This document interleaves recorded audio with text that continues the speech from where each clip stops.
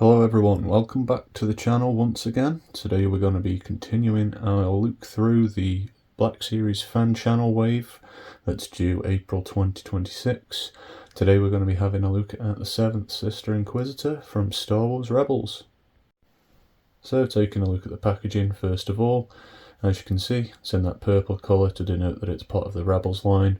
Very nice to see another figure from Star Wars Rebels in the Black Series after all these years.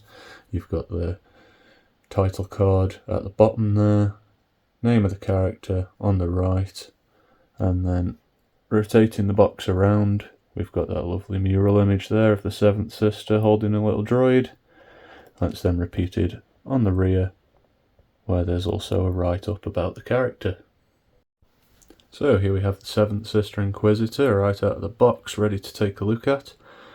What an awesome figure. I'm so happy to see another character from Rebels join the Black Series, and this is one that we've been missing from the collection for quite some time. We've already got a lot of characters from that Season 2 ending on Malachor, and this one fits right alongside them.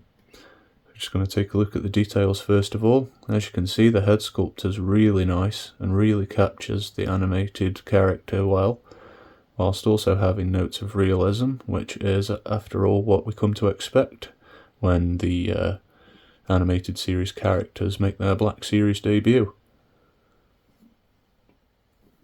The droid here I've just got mounted on the shoulder does come off.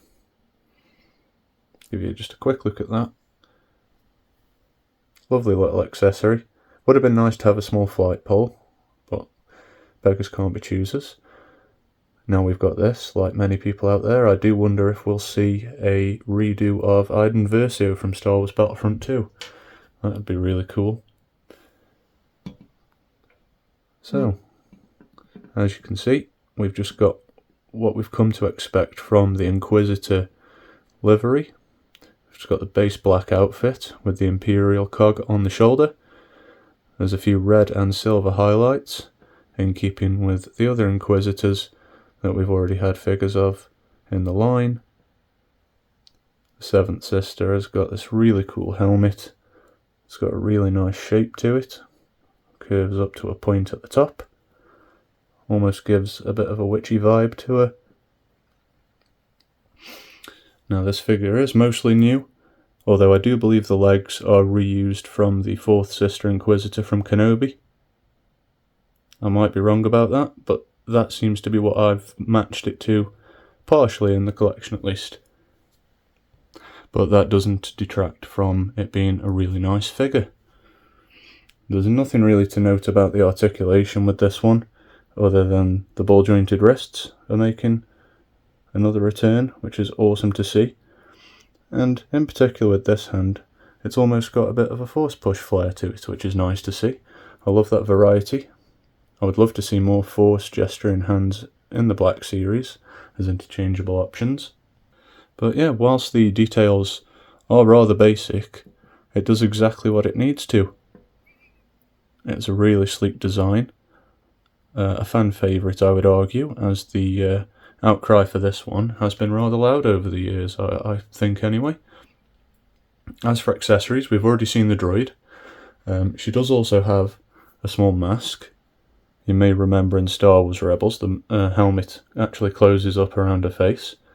And this is really nice how they've designed this. It's got a small tab at the top, and then it's got a tab in either corner, shaped like a hook. And then all you do is place it on the face like that, and push up. And those tabs literally just catch on, and it connects really well. It really gives the Seventh Sister a very menacing look. It's a great option for display, but personally I'm going to leave that off, as I think the head sculpt underneath is far too good to waste behind a little mask. As you can see, since it won't stay straight, there is the Inquisitor Lightsaber, her particular variant anyway. It's very nice. It is done in the grey-silver plastic, but it's much more darker in tone, so it's not as noticeable, and I think it looks really nice. Fits into the hand very well, with no issues. And speaking of the lightsaber, the other accessories are these. So we've got the swooshing effects. These are sort of the medium-sized ones. And what I actually like about these for this character is, if you're a fan of all the goofy stuff that comes from Star Wars Rebels, you can stick them on there and have a plane helicopter, which is always good fun.